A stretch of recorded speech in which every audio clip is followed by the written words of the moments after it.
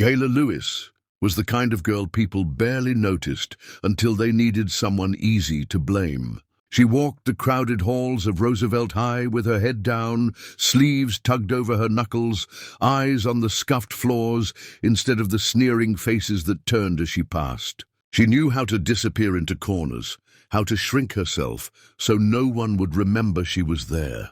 Her mother worked 2 jobs and trusted Kayla to take care of herself, to keep her head low and to stay out of trouble. She did, mostly. She studied hard, read old library books alone, and dreamed of scholarships that could lift her out of the town that seemed built to swallow girls like her whole.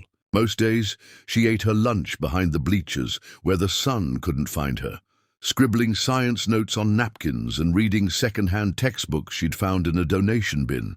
But no matter how quiet she kept, it was never enough. Some kids just needed a target, and quiet kids made the easiest ones. It started with whispers in the hall about her clothes, the thrift store shoes that squeaked on the linoleum, the hair she cut herself in the bathroom mirror. But gossip turned into shoves at her locker. Nasty words hissed under breath until the worst ones found new ways to amuse themselves. On a rainy Thursday afternoon, the final bell had just rung, and Kayla was on her way to the library to wait for the storm to pass. She didn't see the 3 girls waiting outside the bathroom door until it was too late. Macy, with her perfect white sneakers and glittering nails, led the pack. She was the kind of girl who could ruin your life with one fake rumor. Rumor had it Kayla snitched on one of Macy's friends for cheating on a big history test. The truth didn't matter. What mattered was making her pay for something she never did. Macy's smile was all teeth when she blocked Kayla's path and pushed her back through the bathroom door. Inside, the air smelled of bleach and cheap perfume. The other girls flanked the door as Macy backed Kayla against the dirty green tiles. Kayla's backpack slipped from her shoulder, landing with a dull thud that made her heart sink. She bent to grab it, but a sharp kick sent her book skidding under a stall. Macy leaned close enough that Kayla could see the smudge of pink gloss on her lips.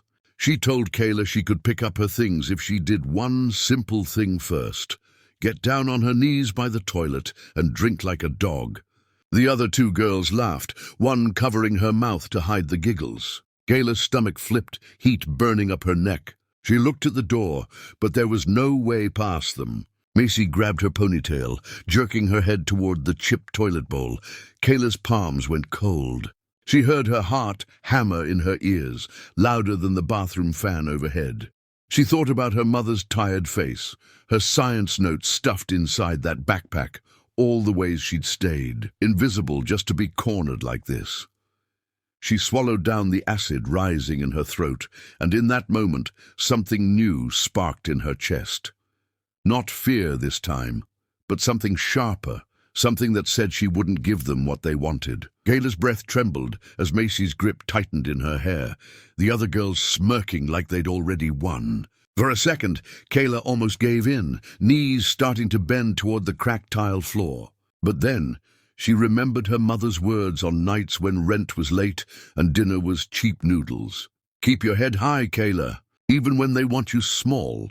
She forced herself to breathe steady and looked Macy dead in the eyes for the first time. Her voice, usually so quiet people leaned in to hear, came out steady when she asked if she could say something first. Macy scoffed, rolling her eyes at her friends as if this was a pathetic last plea.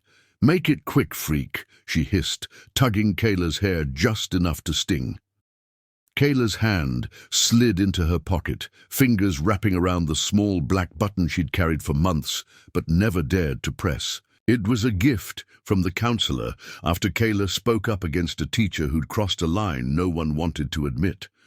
No one believed her back then, until the hidden recordings she'd saved proved it.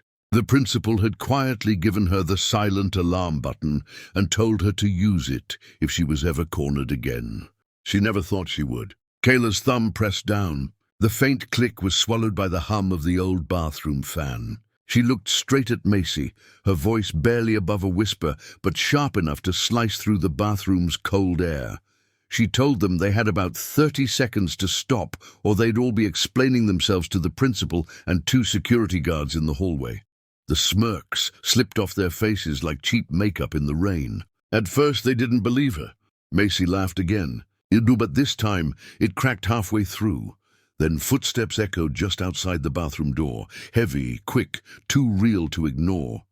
Panic spread faster than any rumor they'd ever started. The biggest girl stepped back first, her bravado melting. Macy dropped Kayla's hair and turned to the door just as it swung open. The principal's face was thunder when he saw Kayla on the floor and the other girls frozen by the stalls. One of the security guards stepped forward, hand on his belt, already asking questions. None of them were ready to answer.